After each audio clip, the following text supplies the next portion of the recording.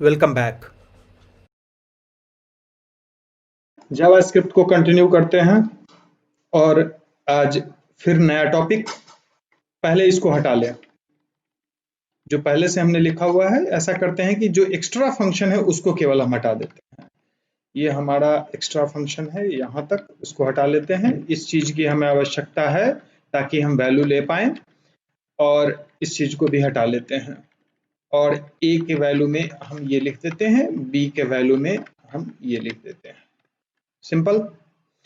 उसके बाद इस फंक्शन का यूज अभी हमारे पास है नहीं, इसको भी हम हटा लेते हैं। यहाँ दो नंबर हम ले रहे हैं, अभी फिलहाल हम एक ही नंबर का यूज करेंगे अगले एग्जाम्पल में। तो अगले एग्जाम्पल में बताने जा रहे हैं हम स्विच केस। ये स्विच केस क्या होता है? तो दरअसल में पिछले दिन जो हम पढ़े थे वो क्या था, इफ कंडीशन के बारे में था, इफ इल्स के बारे में, और एक टर्नरी ऑपरेटर बताए थे जो कंडीशन चेक करने का काम करता है। इफ का अल्टरनेटिव है, अगर एक लाइन में छोटा सा कंडीशन चेक करना हो तो काफी यूजफुल होता है, कोड को छोटा रखने में मदद करता है। उसी का अल्टरनेटिव ये स्विच भी है, लेकिन ये कुछ डिफरेंट टाइप का वर्क करने के लिए जनरली होता है। जनरली ये एक वेरिएबल के वैल्यू को अगर कंपेयर करना हो मल्टीपल टाइम्स तो हमारे लिए यूजफुल है। सपोज हमारा आज का जो क्वेश्चन है वो ये है कि हमें एक नंबर लेना है और नंबर के अकॉर्डिंगली डे का नाम दिखाना है। जैसे हम 1 डाले तो संडे, 2 डाले तो Monday, and so on, 7 equal to Saturday. तो एक हम नंबर लेते हैं, नंबर हमारा ए में है और रिजल्ट को हम यहाँ पर डिस्प्ले करवाएंगे। रिजल्ट के लिए हम एक बना लेते हैं वेरिएबल जिसका नाम रखते हैं रिजल्ट, जो कि इनिशियली हम ब्लैंक रखेंगे। यानी यहाँ लिखते हैं where result equal to blank, कोई भी वैल्यू इसमें नहीं है। अगर हम ये ब्लैंक न भी ले तो कोई दिक्कत नहीं है, क्योंकि हम कोई ना कोई वैल्यू एक तो उसमें डालेंगे ही। तो सबसे पहले क्या करते हैं कि हमें चेक क्या करना है, हमें चेक करना है ए में वैल्यू क्या है। ए में नंबर डालेंगे जो कि num1 यानी पहला टेक्स्ट बॉक्स होगा जिसका वैल्यू ए में आएगा, और ए के वैल्यू को चेक करना है कि 1 है तो संडे दिखाओ, 2 है तो मंडे दिखाओ, 3 है तो ट्यूसडे दिखाओ। इसको पहले हम इफ पे सॉल्व करते हैं। इफ पे कैसे लिखेंगे? तो सिर्फ लिखेंगे इफ ए इक्वल टू 1। यहाँ कंपेयर कर रहे हैं, पिछले दिन बताए थे कंपेयर जहां भी हम करेंगे वहां पे डबल इक्वल टू का यूज करेंगे, हम वैल्यू असाइन नहीं कर रहे हैं। Then result equal to Sunday, like this.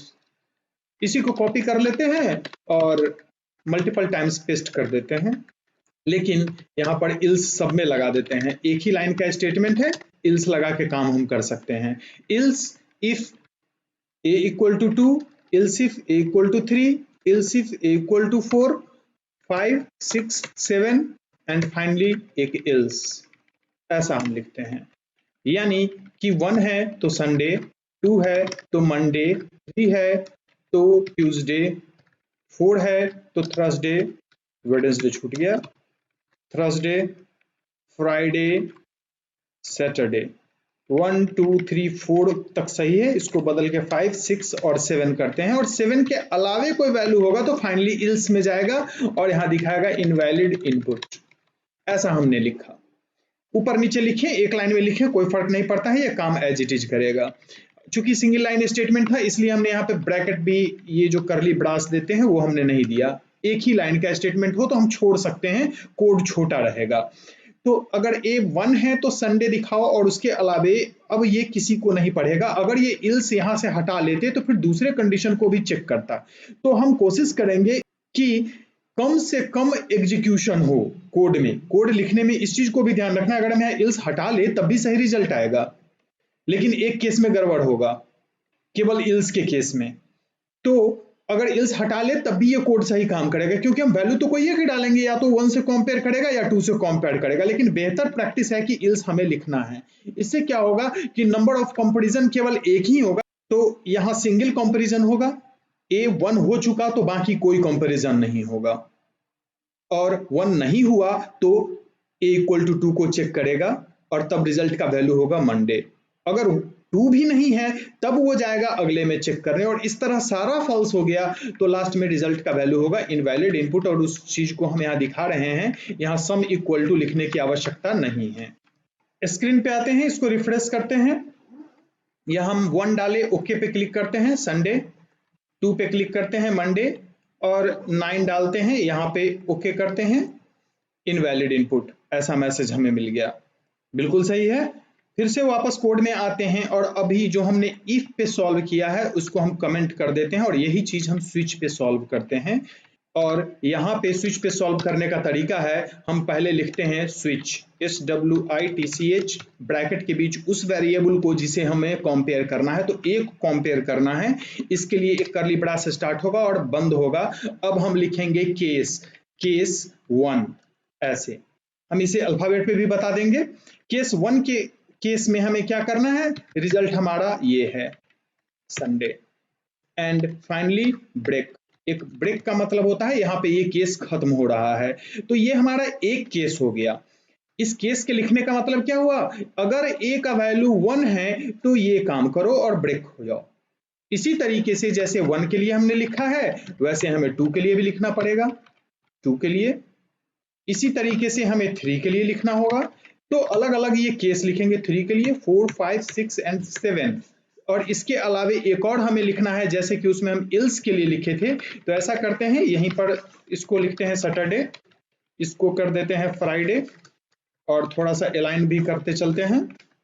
यहाँ पर थर्सडे, वेडनेसडे, ये था हमारा ट्यूसडे, और ये था हमारा मंडे। यहाँ पर इस तरीके से लिखने का मतलब फिर से समझा देते हैं। ये सिंपली चेक करेगा, a का वैल्यू 1 है तो इसको एग्जीक्यूट करो, 2 है तो इसको एग्जीक्यूट करो, 3 है तो इसे, 4 है तो इसके नीचे, 5 है तो इसको, 6 है तो इसको, और 7 है तो इसको। और जैसे उसमें एक इल्स लिखते हैं कि अगर सारा कंडीशन मेरा फॉल्स हो जाता है, यानी 1 से 7 तक में वो किसी से कंपेयर नहीं कर पाता, तो इल्स में जाता है। इल्स के लिए यहाँ पर लिखते हैं डिफॉल्ट कॉलम देंगे, ये ध्यान रखना ये कॉलम है, सेमी कॉलम नहीं है, ऊपर डॉट नीचे भी डॉट। देन रिजल्ट क्या होना चाहिए, तो यहां पर रिजल्ट होना चाहिए इनवैलिड इनपुट। और कुछ मीनिंगफुल मैसेज भी दिखा सकते हैं, please input number between 1 to 7 only, इस तरीके का।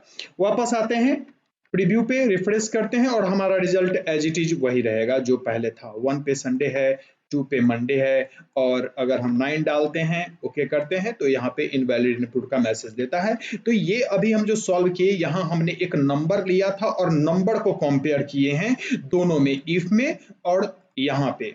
अब हम इसको एक अल्फाबेट पे बताते हैं और इसके लिए क्या करते हैं, इसको भी यहाँ पर वापस कमेंट कर लेते हैं, यहाँ से यहाँ तक को, ये पूरा का पूरा कमेंट हो गया। सॉरी, यहां तक नहीं करना था, हमें कमेंट यहां तक करना था। अब हम क्या करते हैं कि ये पार्स इंट हटा देते हैं, यानी कि जो हम लेंगे वो अल्फाबेट होगा।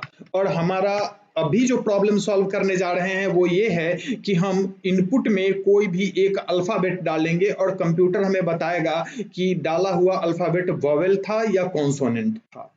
सिंपल। तो ए में हमारा वो वैल्यू है जिसे हमें चेक करना है, और रिजल्ट यहाँ वो वेरिएबल है जिसमें कि हम रिजल्ट को सेव कर रहे हैं। तो यहाँ पर पहले अगर इफ से हम अगर इसको सॉल्व करना चाहें तो कैसे करेंगे,